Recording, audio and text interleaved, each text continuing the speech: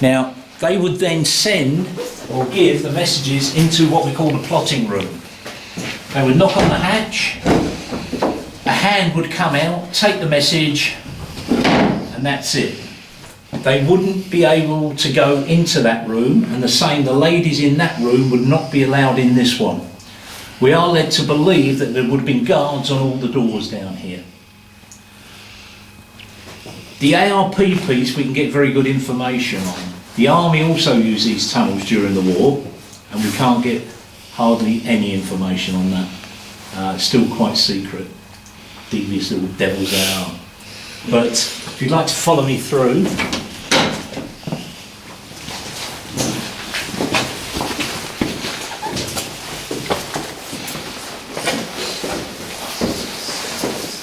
So the messages would come through and they'd go on the desk here, where a lady would give them an incident number. We've researched one day in 1940, 29th of August 1940, all this on these boards actually happened. I like to sort of equate this to a 1940s Excel spreadsheet. Yeah, the great thing about it is it doesn't crash, you never lose it, unless of course the tour guide stands here and goes like that. So we have researched this, everything happened. So incident number 1, you can see down here, came in at 05:30 and a local reported that they'd seen a mine in the Medway. Wasn't confirmed, so they've got it here as a suspected mine. The ladies in here then just had to make an easy decision and they called out the Navy to get them to have a look at it. What I'm going to concentrate on, rather than go through all of this, I'm going to concentrate on number 13 and 14. As I say, the ladies here were in control of this area: Rochester, Strood, Chatham, Gillingham, Gravesend, Sittingbourne and Sheppey. Quite a large area. But they didn't have an infinite number of resources. They only had a finite number of fire engines, auxiliary fire engines that they could send out. So they had to be a bit selective on what they were doing. The decision on what to send was done by a committee of 5 to 7 ladies who would make the decision on what they're going to send out. So if we look at these two, at 9:35 we've got a report of bomb damage with casualties at St Bart's. Now St Bart's, if you know the area, is a hospital just up the road here. 5 minutes later we've got another report of bomb damage with casualties at the Shorts factory, which is up by where Toys R Us is now. Okay, so they've got to make a decision to send fire engines, ambulances. What takes preference?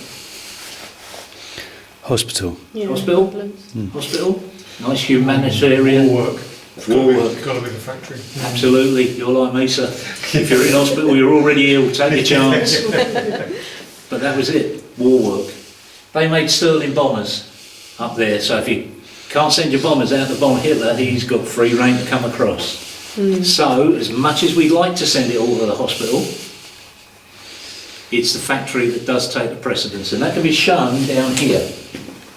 Number 13, right, which is St Bart's. Didn't have any national fire engines to send, but we managed to send 4 up to the factory.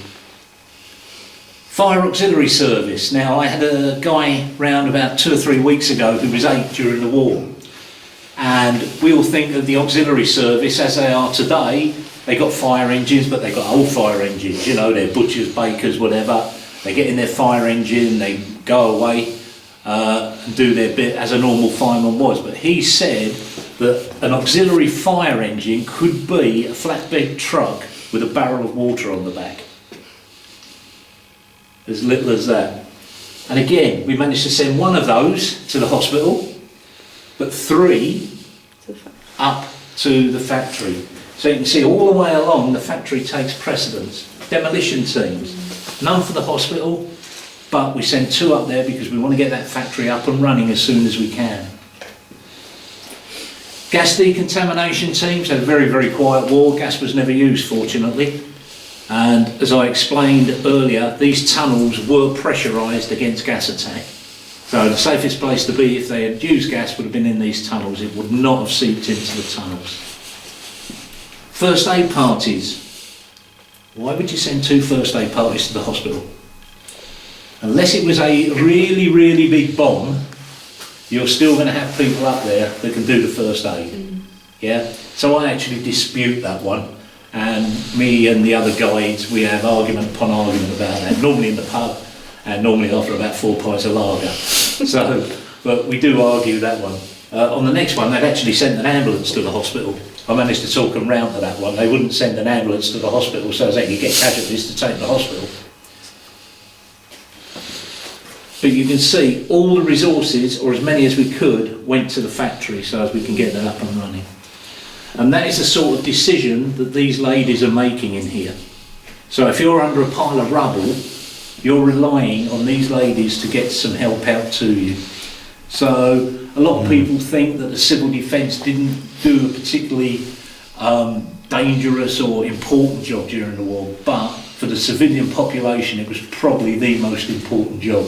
And as I say, all done by ladies. There was one man per shift down here, Captain Mannering, who sat down the bottom there. I would say if the ladies couldn't make a decision, but I don't